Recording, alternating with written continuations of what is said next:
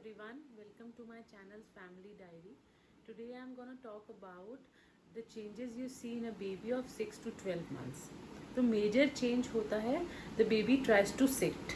तो उसके लिए आपको ये ध्यान रखना है कि उसका जो बैक है उसको सपोर्ट देना है आइदर विद अ पिलो और कुछ भी ऐसा कि आप उसके लिए एक चेयर ले सकते हैं बैठने के लिए, तो जिससे बैकबोन जो है उसकी इरेक्ट रहे, क्योंकि इसी टाइम बैकबोन का अच्छा शेप बनता है.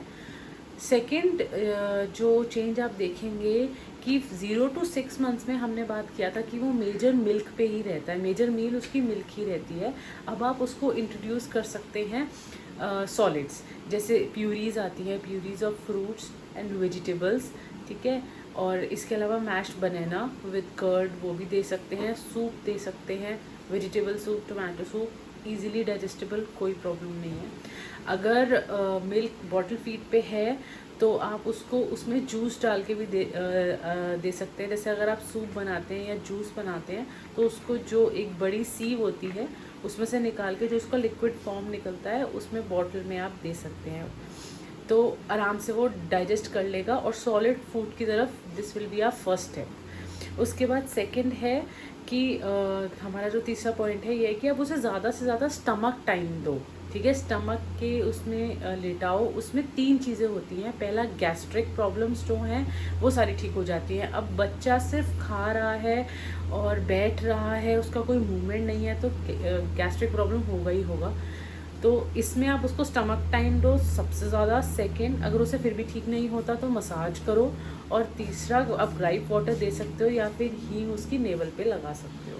स्टमक टाइम देने का एक और एडवांटेज ये रहता है कि वो क्रॉल आराम से कर पाता है, मतलब क्रॉल अपने आप से शुरू कर पाता है, उसको एक फोर्स मिल जाता है कि क्रॉलिंग का.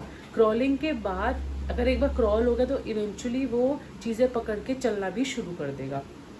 ये 3 चीज़ें हो गई. चौथी चीज़, आप उससे इंटरैक्ट कर सकते हो. यू नेवर नो कि बेबी आपका कब कौन सी चीज़ आपसे पिक कर ले और लर्न कर ले. आप उससे ज़्यादा से ज़्यादा इंटरैक्ट करो, उसमें इंटरैक्शन में बात करो. ऑल्दो वो कैसे भी हमें नहीं समझ में आएगा उसे क्या समझ आ रहा है, लेकिन वो वापस एक्सप्रेस ज़रूर करेगा किसी ना किसी फॉर्म में. एंड ट्रस्ट मी, पेरेंट्स या उसके आसपास जो लोग हैं उनको समझ आता है. टॉयज़, रैटल्स, बेबी जिम, इनसे आप इंटरैक्ट कर सकते हो उससे ज़्यादा से ज़्यादा. और इससे क्या है, उसका जो लर्निंग पावर है वो भी बढ़ता है.